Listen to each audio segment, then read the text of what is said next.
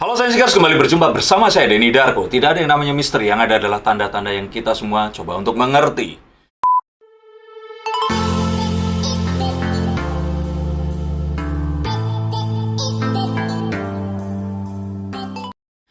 Ada berita yang mengejutkan, menggemparkan seluruh dunia setelah China.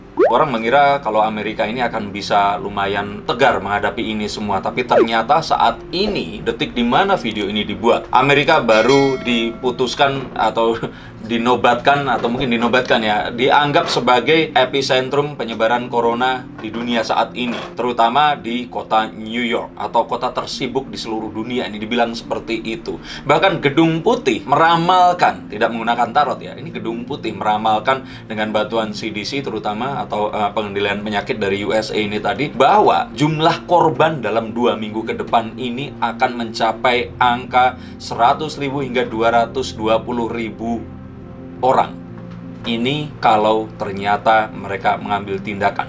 Jadi 100.000 hingga 220.000 korban ini adalah minimum kerusakan yang terjadi. Kalau ternyata tidak dilakukan apa-apa atau dibiarkan saja seperti ini, maka jumlah korban yang akan diperkirakan jatuh itu adalah 2,2 juta orang. Dan itu bukan angka, mengutip pernyataan seseorang. Jumlah korban ini bahkan akan bisa saja meningkat jika ternyata menyerang orang-orang dengan kondisi misalkan punya penyakit paru-paru, penyakit jantung, atau mereka ini merokok atau gangguan pernafasan, atau diabetes kalau nggak salah disebutkan juga seperti itu. Nah, mengapa ini semua bisa terjadi dan kira-kira seperti apa sih kondisi di sana saat ini? Nah, saya coba untuk melihat melalui kartu yang saya buka di sini, dan memang ternyata yang terjadi itu tidak ada yang bisa memperkirakan.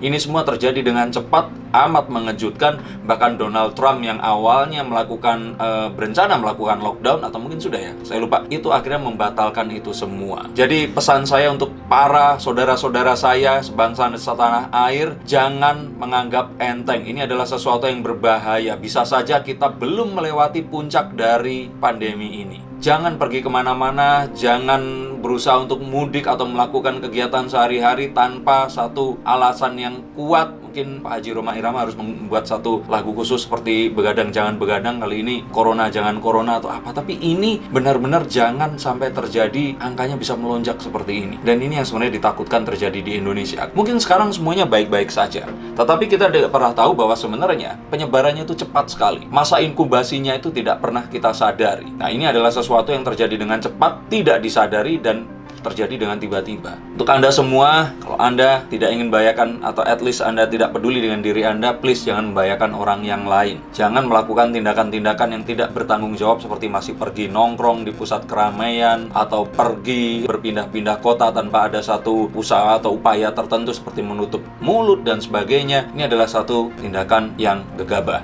Dan harapannya ini semua tidak menjadi sesuatu yang malah kita takutkan dan menimbulkan hoax di mana-mana. Ini semua terjadi dengan cepat, dengan tidak bisa diprediksi, bahkan prediksinya pun berubah-ubah setiap hari. Walaupun memang diperkirakan ini akan mulai mereda nanti di bulan April atau Mei, tapi kita berusaha untuk mengurangi jumlah korban sesedikit mungkin. Jika kita menunggu vaksin, itu masih akan lama, karena saya melihat pun juga seperti itu. Vaksin belum ada yang menemukan, dan vaksin ini memang harus melalui sebuah proses uji coba sebelum dirilis menjadi sebuah vaksin yang memang bisa dipergunakan atau diteskan kepada manusia. Dan sejauh ini belum ada satu perusahaan pun yang pernah merilis itu tadi, karena tentu saja virusnya ini baru keluar kan kemarin, yang jenis yang ini tadi. Jadi agak mustahil kalau itu bisa ditemukan dalam waktu kurang dari 1 tahun. Seperti di video saya sebelumnya, ada satu penelitian di Maryland di USA bahwa untuk menemukan sebuah antivirus itu sendiri atau vaksin itu diperlukan paling tidak 18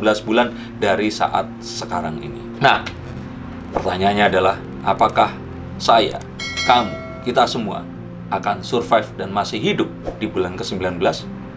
Saya Denny Darko, tetap jaga keluarga Anda semua, jangan gegabah, dan jaga kesehatan. Salam.